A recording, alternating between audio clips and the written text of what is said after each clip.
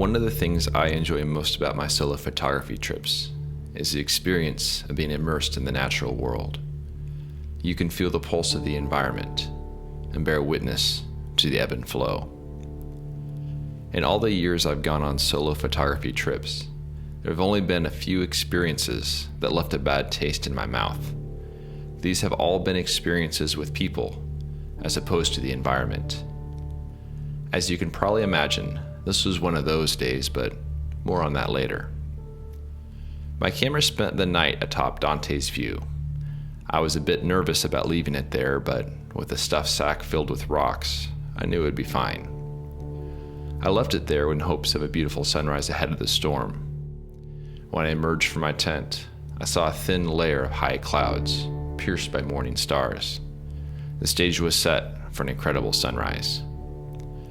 I hopped in my truck and drove to the top of Dante's View and found only one other car in the large parking lot. With nearly 2 hours until sunrise, I knew it must have been another photographer. We chatted for a bit, expressed excitement for the sunrise to come, then headed our own separate ways to take in the morning. I hiked up a narrow trail by headlamp and found my camera in the dark.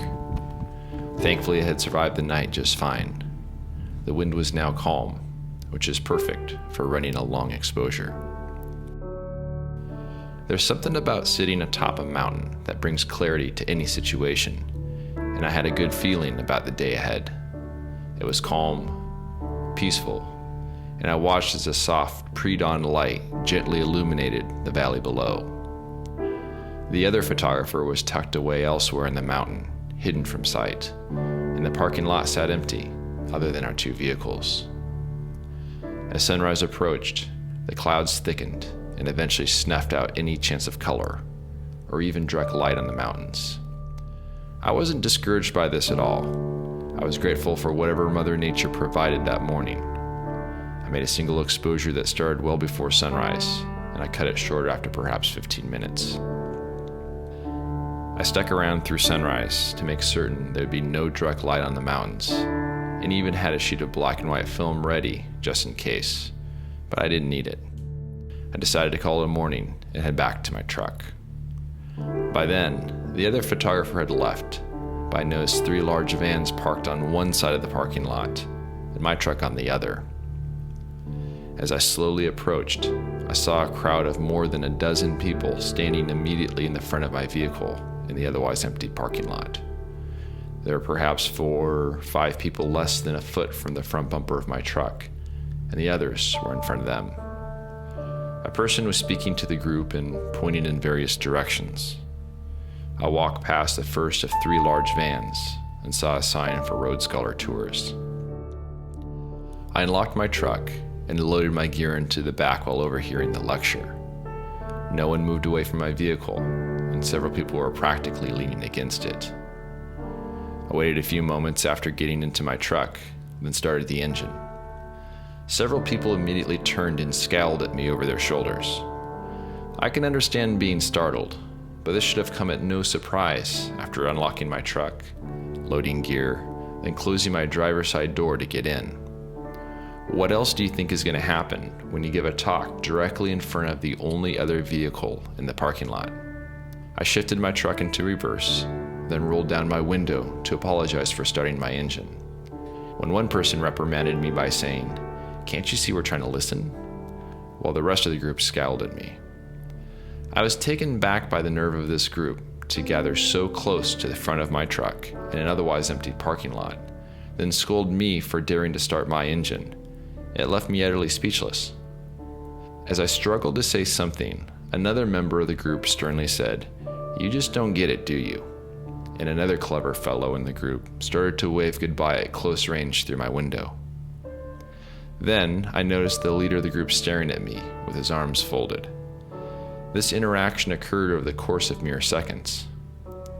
The entire group was of retirement age and decked out in desert hiking khakis, hiking poles, and wide brim hats.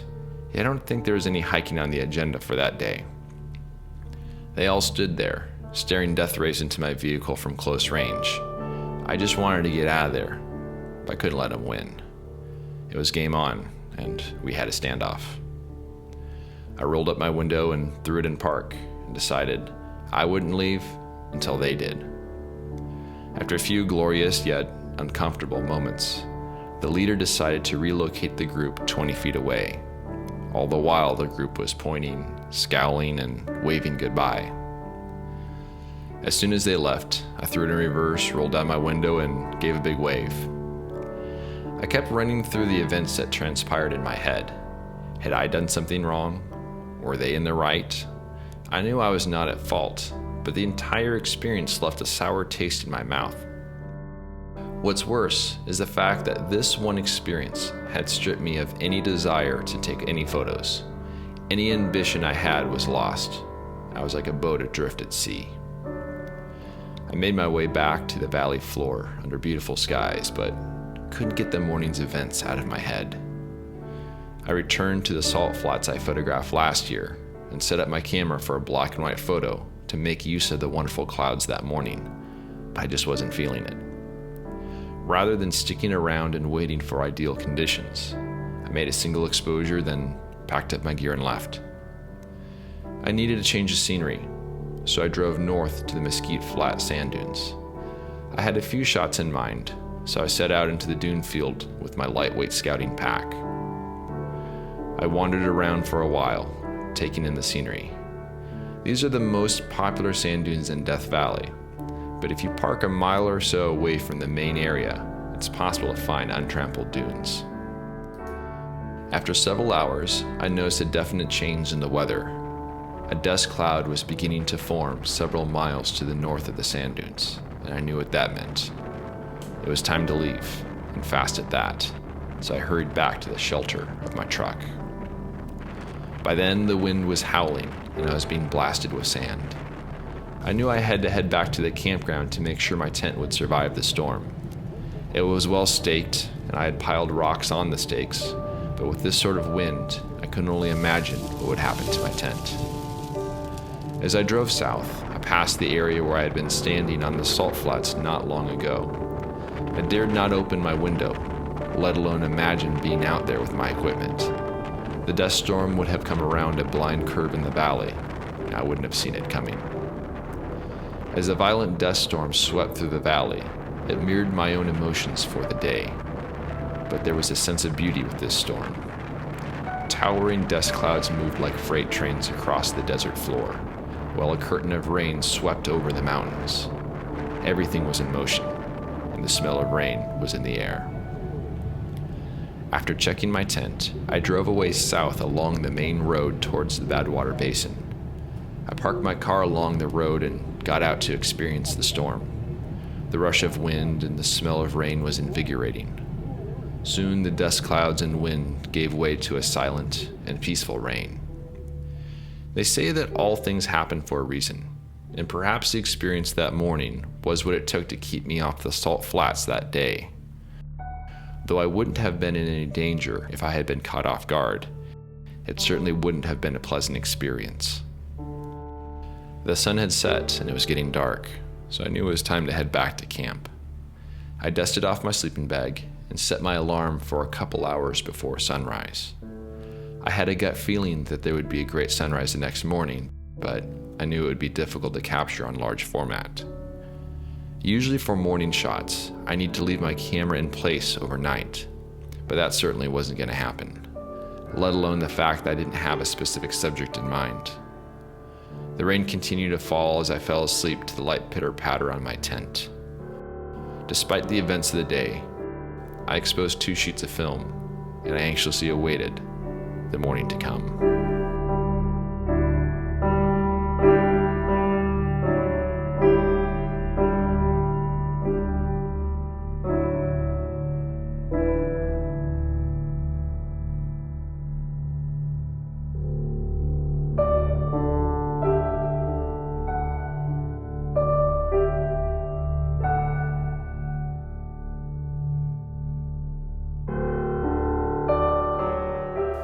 If you love this content and want to help support my journey, you can do so by subscribing to my YouTube channel, telling a friend, or sending a contribution of just $24 a year via PayPal. I depend on the generous support of people like you to produce this ad-free content. Thanks in advance for for your support.